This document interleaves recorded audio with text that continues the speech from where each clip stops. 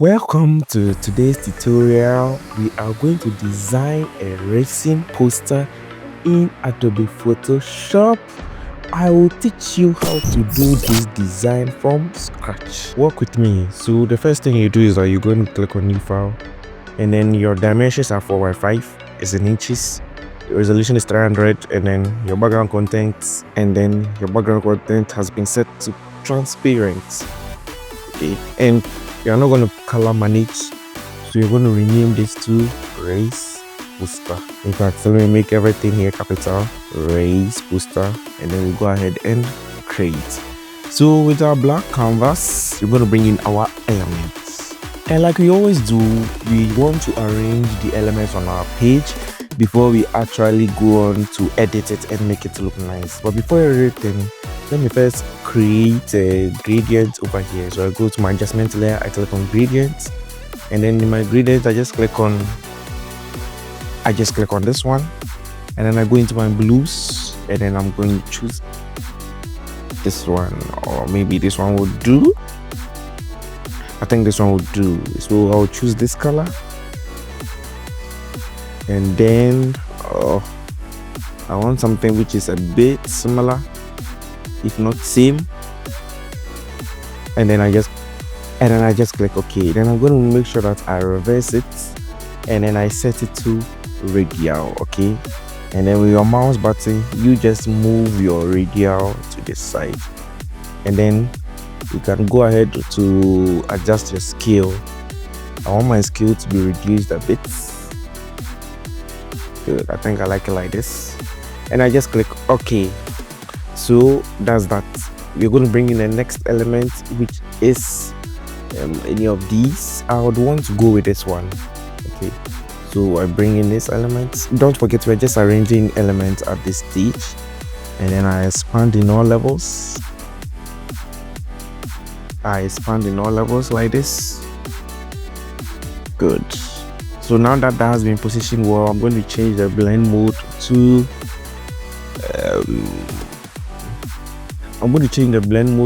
lighten.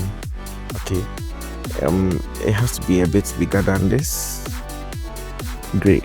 And then I'm going to press Ctrl T, and then I'll right click, and then I'll choose flip horizontal. Okay, I want this color to be here instead. Good. Now that has been done, I'm going to press on Ctrl 0 on my PC so that I get a full thing. And then I might want to wipe what is added down here, but I don't want to wipe that one for now. Let me shift this one up a bit. I don't really want to wipe it off because after I'm going to cover it up. Okay, you'll see what I'm saying very soon. So let me select these two images at once, and then let me bring them into over here. Then I just click enter. Then I click enter again. So with this one, you see my show transform controls has been turned on, so my borders has already been shown. So I use my alt key to make this one smaller. Same thing applies to this one, but this one has to be a lot bigger than this one. In fact, I'm going to press Ctrl T for this one, right click, and then choose flip horizontal. Okay, great. It's still too big. Good, I think it's better like this. And this one too is still too big. Great. I'm gonna reduce it a bit more. Great, I think I like it like this. Let me shift to this one a bit. Great. There you go. So after I've done that, so let me bring in my road. Don't forget, you are just arranging the elements. We are not doing any edits over here. So the road should be tilted a bit. Great, I think I like it like this. So means this model must come down a bit, and then this one, I think this one is a bit too big. Yes, better like this, so that you see that there's a bit of space in between them. I don't like these lines I'm seeing, so I'm going to drag this one up again. Great.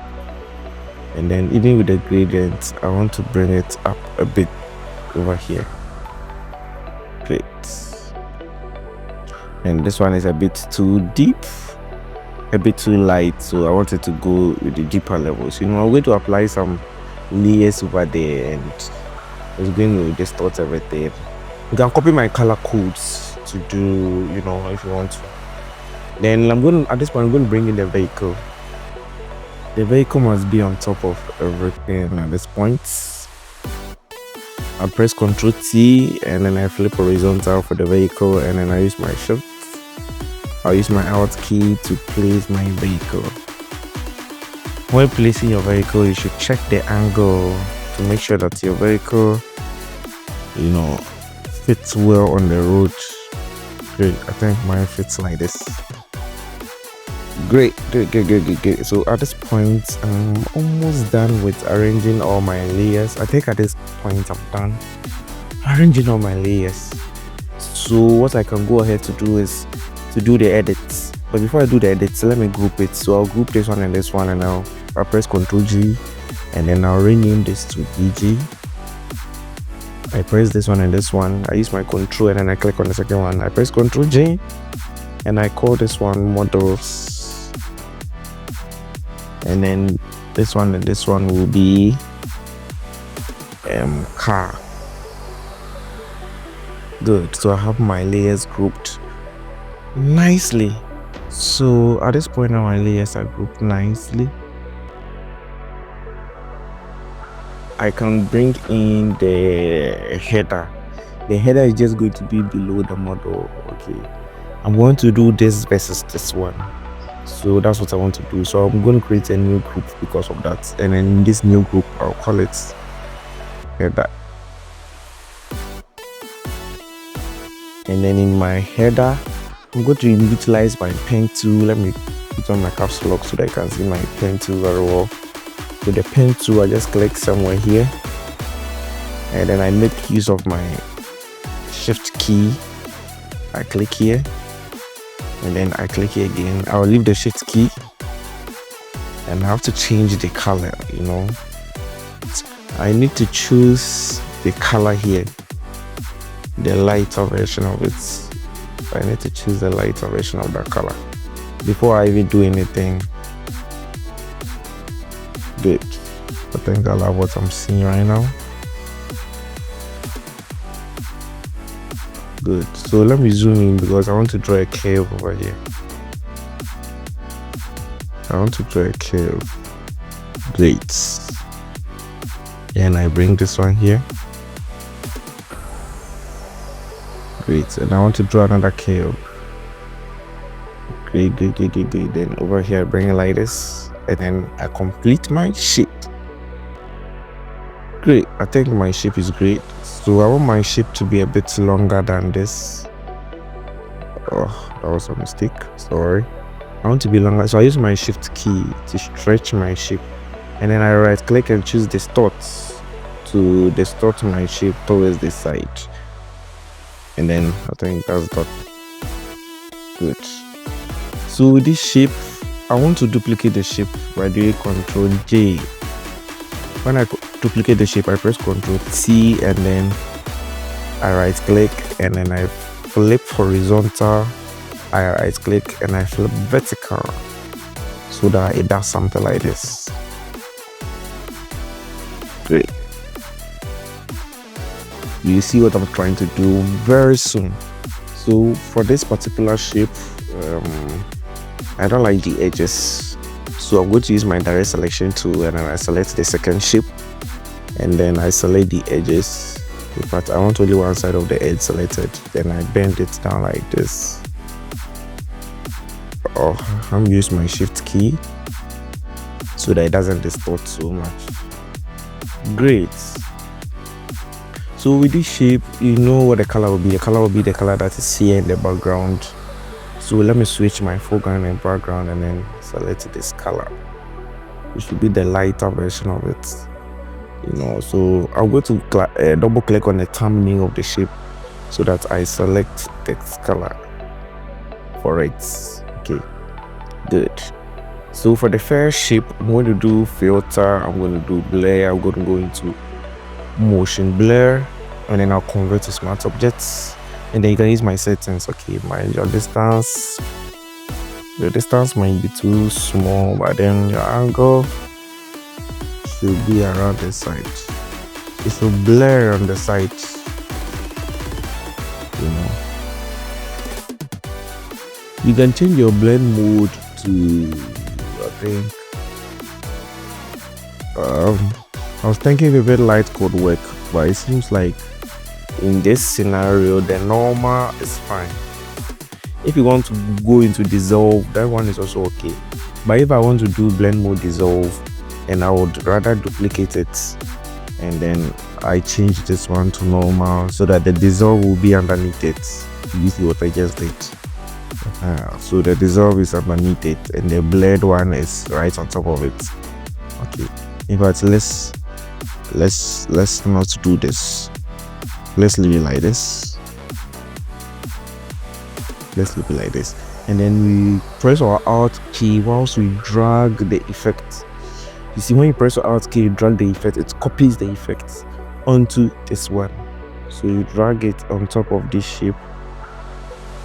In fact, the reason why it is not working right now is because this shape hasn't been converted to a smart object. So right click and convert it to a smart object first before you can out, and then you drag onto it so that it blurs this one too.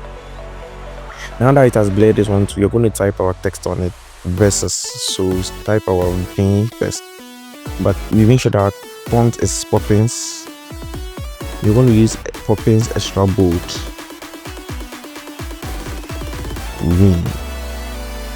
And we use our move tool.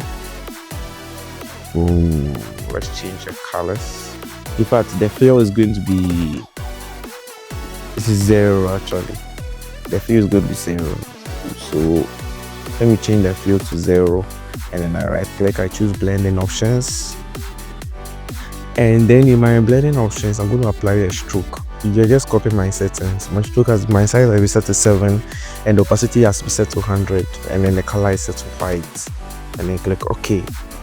So it's going to be V, and then with my Alt key I'll drag the V to create a copy, and then this one is going to be S. So V S. So what is happening? I want to select just the V. Very good. And the V should fall in between these ones. Good. I think I love it like this. I love it like this. So I'm going to do something beneath the V. I'm going to create a blank layer beneath the V, and beneath the V I'm going to turn on my brush tool over here, and then I'll apply my brush only once. Just copy my settings. Opacity has been set to 100, flow has been set to 100. I click on the brush once, and then I'm going to click on the thumbnail of the V. So I press on Control, and then I click, to create a selection of the thumbnail, and then I come here on the blank, on the layer that I created. I'm going to create a layer mask out of it. Okay, and when I do that, you see it's only cut out the selected part of the V. Okay, so you see that the brush that I applied only is underneath the V. I'm going to do the same thing under the S. So under the S, I'll create a new blank layer, and then I turn on my brush. But the color I'm using, I have to switch to this color, and then I press my brush once. This is back to not what I really wanted. Okay, here I can apply twice, and then I click on the S. I press a Control and left click on the thumbnail of the S to create a selection of the S, and then on the blank layer over here I click on the layer mask so that it creates a layer mask under that one. I hope you saw what I did. So that's a cool way of doing it. Okay, great. So I'm not done yet. I am underneath the first shape layer too. I'm going to create a new layer, and then I enable my brush. This time around the color I'm going to use is going to be a more lighter version, and then I'll apply effects.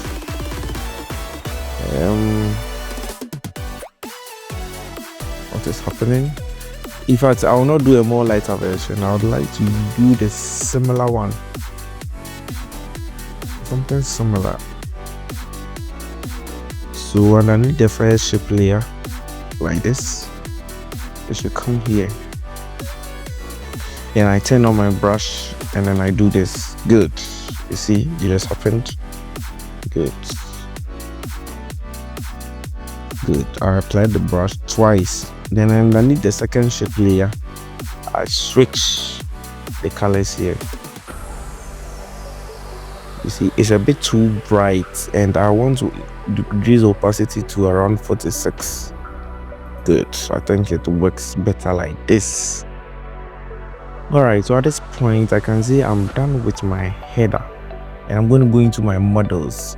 Basically for my models, what I'm going to do is to go into my camera raw filter. When I go into my camera raw filter, and then I'm going to edit the images to have a better quality.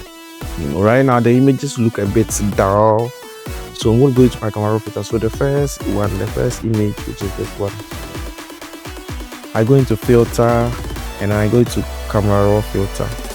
I can choose to do that, or I use my keyboard shortcut, which is Ctrl plus Shift plus A. So I'm going to apply Ctrl Shift A on my keyboard, and then it should automatically open my camera raw filter. It takes a while to load, So usually my camera raw filter, the first place I like to go is into my details. Into my details, my sharpening is always as twice as the noise reduction. I usually love to do my sharpening twice of the noise reduction. It increases how nice your image looks. Actually, it increases it so much. Then I go into my basics, and into my basics too, my contrast is as big as the highlight, but just that my contrast is on the positive side. So if I go positive 22, my highlight will be about negative 21, negative 22, around that same level. Okay, I'm showing some kind of tricks designers do so that their images always look so high quality. Mind you, all these images I used were from ImageFX. I generated my own images with the use of AI. You could see that it's not real from the text that you see here. If you want, I could teach you how to generate images with the use of AI. Just let me know in the comment section, okay? And now I'm going to go into my whites and my blacks. So for my whites, I'm going to go to around 42, 41, 42, and then my blacks should also go to around. You see, I'm brightening up the image. At first, it look dull. The kind of editing you do to image will depend whether the image was too bright or too dull. In my case, it was too dull, and then I increased my texture to about. I've increased my texture so much because the texture of this image is very bad. 53, then 25. 53, 25 will do. And then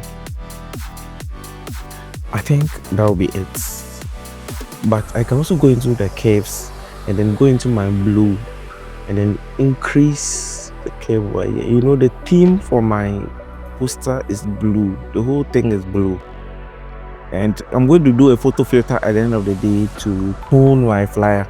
But doing this adjustment also tones my assets so that they fit the criteria that I'm working with.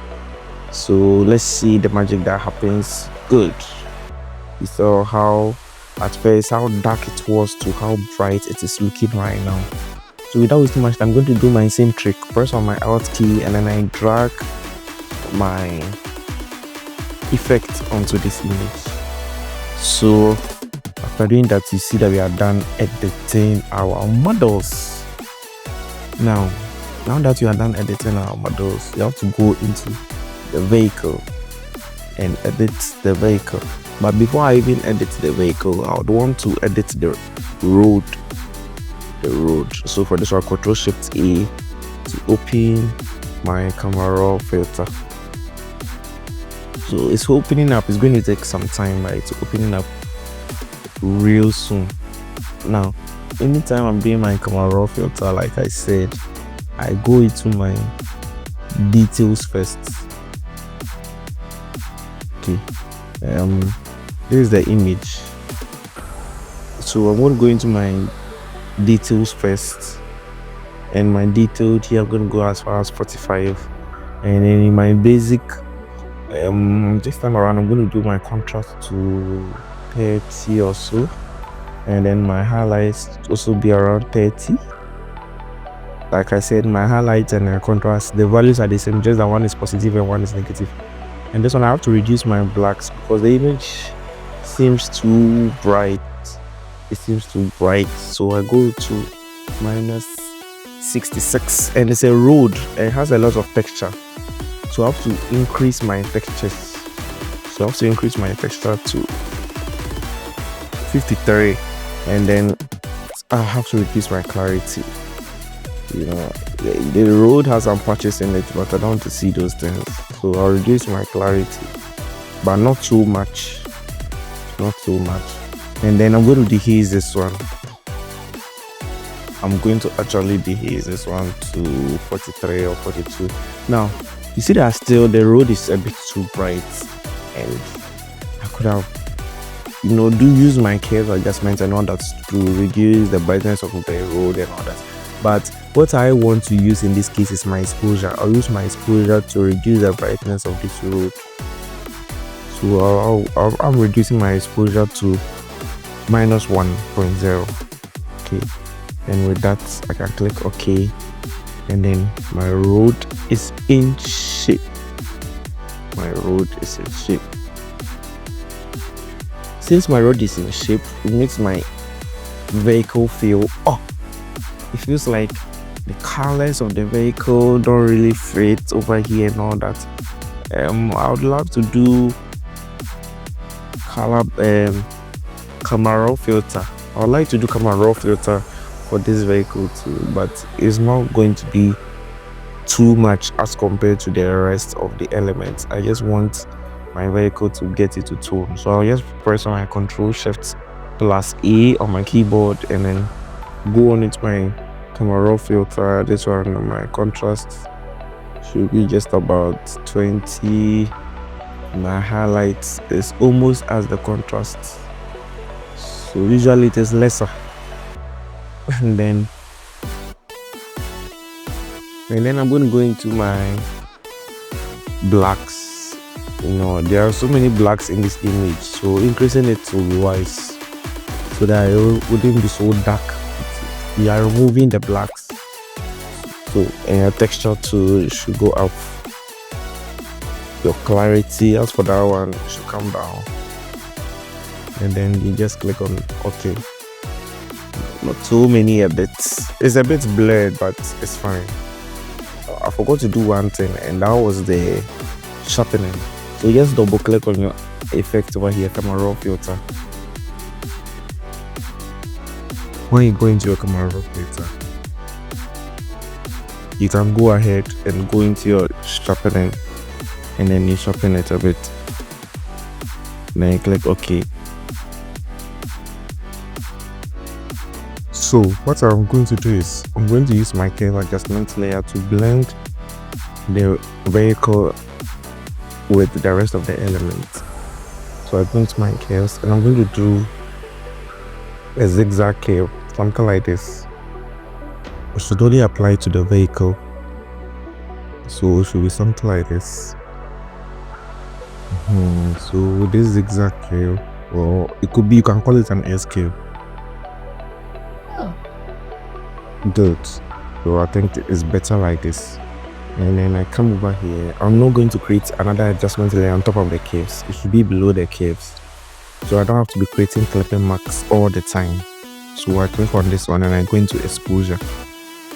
I increase the exposure here. You see it has already created the clipping marks. Great.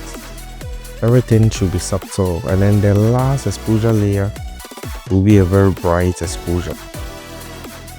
This one will be very bright, and then I'm going to press Ctrl I on my keyboard to invert. Control I on my keyboard to invert the mask. And I'll enable my brush to, I make sure that my foreground color is set to white, and then I brush this upper part, you know. My opacity should be back to 100 to feel the effect of the brush, and then I brush only the top part of the vehicle. I'm not feeling the exposure so much, so I'm going to increase it more and more.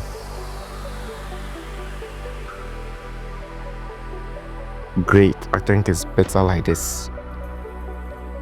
So now that has been done, just below the vehicle, I'm going to create a blank layer, and then I'll change my foreground color to black, and then I enable my brush and I brush in a shadow for the vehicle so that it looks like, I have to create a blank layer again, and then I brush this one.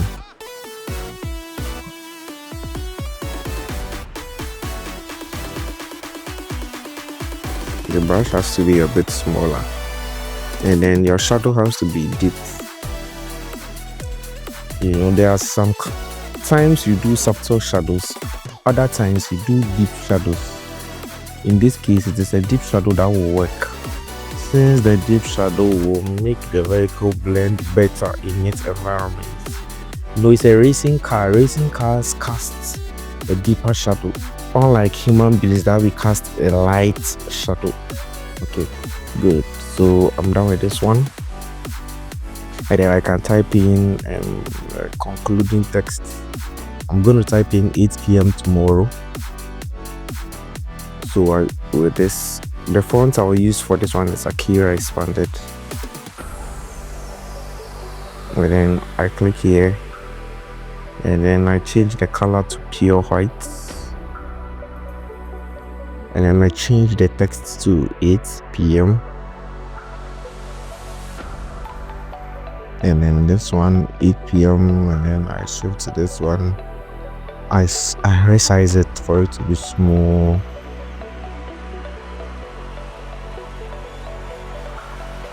Then I use my Alt key and I drag this one here.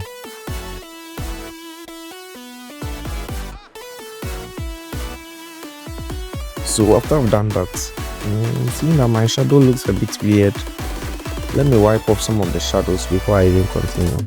I have to resize the tomorrow. I have to resize this one, it's too big. And the final edits, one of them is my photo filter. My photo filter has to be set to blue. Like I said in the middle of the video, that I'll tune my whole flyer to blue, and the photo filter does exactly that for me. And then you can copy my settings. My density is at 25%, and then I can go into my color balance and then adjust my color balance. Just copy my settings. My shadows are always towards the blue, and then my highlights towards the side. So I have another layer over here, this one. I can place this one on top of everything to give my flyer a different kind of view. So here it's about blend modes. I think linear dodge art will do. Yes, linear dodge art. And then I reduce the opacity totally to around 48%. But 30 is still too much. Great. So that is how I created this flyer in Adobe Photoshop. I hope you enjoyed this video. I hope you share the link of this video with your friends. Thank you so much for watching, and see you in the next video. Bye bye.